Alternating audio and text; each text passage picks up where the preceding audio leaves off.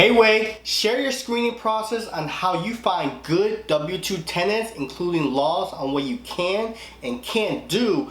Justin, this video is for you. I'm going to cover an in-depth complete list of steps to find the best qualified tenant and everything you need to know when it comes to the tenant screening process, as well as a few tips and tricks that I do myself to find the best qualified tenants. Stay tuned.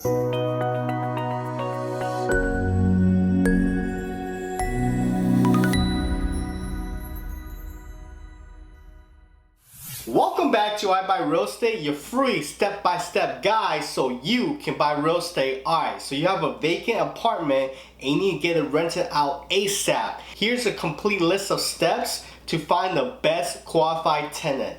Make sure to smash the like button so it turns blue and subscribe for more free helpful content. Step 1. Make sure the apartment is in move-in condition. What do I mean? Clean, neat, and tidy. No garbage or any old furniture remaining. The apartment should look somewhat updated, not dark and gloomy. Take a look at this picture, for example. You should get rid of the wallpaper, the drywall, get rid of all the old furniture, re-sand the hardwood floors, and finally finish it off with a fresh coat of neutral modern paint. Overall, make it look like a new updated apartment. Not only will it get it rented out quickly, but you can yield maximum market rent in the area. Step 2, photos. Depending on the price point of the rent, it is recommended to get professional photos. If not, your smartphone photos would work as well. Step 3, put a for sale rent sign out in the front yard and post on Zillow, Craigslist, Facebook Marketplace for rent, any place to gain as much exposure as possible to yield a high number of potential applicants to choose from. Step 4, begin the screening process. Here's what a typical application looks like and what my property manager currently uses. So this is a very standard tenant application that they will fill out. The fee is $16 and that's towards the background check by TransUnion. So they fill out the tenant's name, their social security number is not optional because that's required for the background check, their emergency contact, their vehicle, any pets. Now here, if you scroll down, it's going to show their previous rental history. If they have none, just put in their current address and their previous landlord's name so you can do reference and background checks. Their employment, because you do want to check their employment for verification as well. If they're currently laid off, you want to ask the employer when are they coming back to work.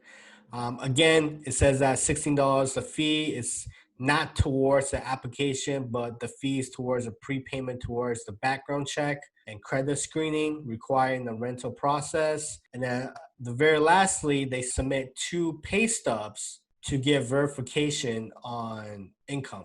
Once completed, TransUnion or another background source will screen for any red flags such as bankruptcy, previous evictions, criminal history, or any liens and judgments. Quick note, check your screening laws that apply for your state because every state screening laws are different.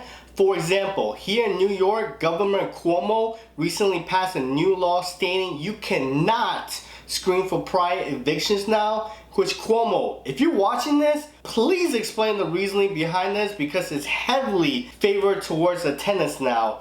There's a such thing called professional tenants where they only pay first month rent plus security to then they stop paying any rent and live the next 6 months to a year free. Please, I would love to hear the explanation behind this new law. Anyways, we work with what we got. Make sure when background checks pulls out any previous locations where tenant didn't stay in the application, that you call up their landlord and ask what happened. This is a huge red flag that cannot be missed. Other key criteria to monitor are income to rent ratio must be at least 2 to 1, the very minimum preferably 3 to 1, and proof of holding current job for at least 6 months. You can get this full comprehensive report at rentprep.com/tenant screening. I'll post a link in the description below. No, I don't get anything out of this. RentPrep is just a credible company that's been doing screening tenants for the past 10 years, and it's actually locally here in Buffalo. Step 5, sign a lease and collect first month rent plus security. If you don't have a lease, you can simply Google your area landlord lease, and they're typically free. And then they should have a very standard one, such as this. This is the one I use, very standard. It's a free lease. Now that you've made it to the end, here are some bonus tips and tricks that I use to find the best qualified tenants. Having trouble finding potential tenants? Make sure the landscape is kept up. I know tenants who drive by the house won't even see the interior because how messy the exterior looks like, no matter how pristine the interior looks. Here's a before and after of what an exterior looks like. Offer appliances that comes with the apartment and either built it into the rent or make it an additional add-on. I know a few of my tenants want a fridge and stove, so I bought used but working condition appliances and just added $50 towards the monthly rent. If it's a credible, good long-term tenant, offer to buy out their remaining months of their lease, pay for the moving costs, or even give them a free month of rent. Get creative to attract more tenants. Make sure there's toilet paper, paper towels, flowers in the apartment.